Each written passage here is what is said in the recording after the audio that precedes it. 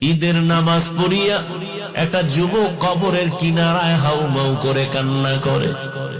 ও যুবক ভাই, তুমি ঈদের নামাজ পড়েছো, এখন আনন্দ বাড়ি বাড়ি যাবে, তুমি কবরের কিনারায় দাঁড়ায় কান্না করো কেন?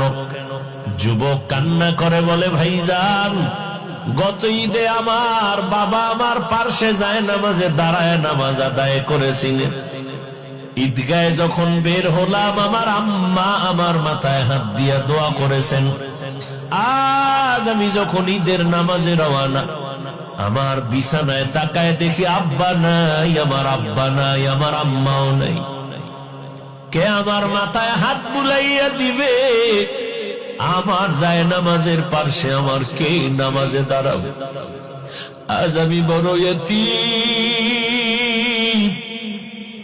আজকে অনেকে আব্বা আম্মা নিয়া কত ঈদের আনন্দ করে, নাস্তা করে, আমার আব্বা নাই, আমার আম্মা নাই, আমি আজ এতিমের মতো একা।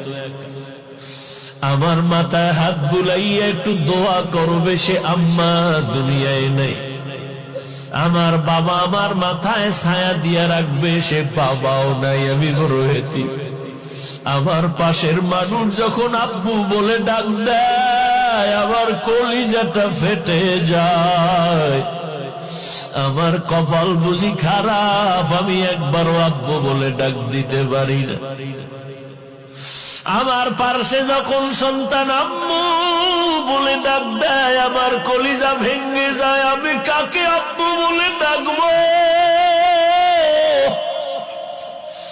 আমার মা নাই। আমি যত কষ্ট করতাম, যেখানে যাইতাম, রাতের গভীর হয়ে গেলেই মা বাবায় টেলিফোন করতে, ও বাবা এখনো কেন ঘুমাও না, খানা খাইছো নি, শরীরের হালাতটা কেমন, বারবার টেলিফোন করতে। আজ আমার মা নাই, বাবাও নাই, টেলিফোনে রাত 12টায় কেউ খবরও নেয় না। না খাইয়া থাকলেও কেউ জিজ্ঞাসা করে না, ঘুমাইলাম কিনা কেউ খবর নেয় না। ও আল্লাহর বান্দারা, এখানে যারা আছেন এতিম,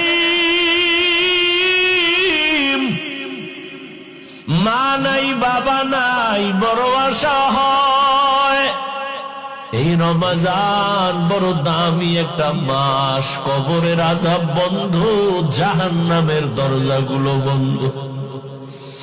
ওই কবরে কোনো আযাব নাই, রূহগুলো অপেক্ষায় আছে। সন্তান, আজকে তুই কোন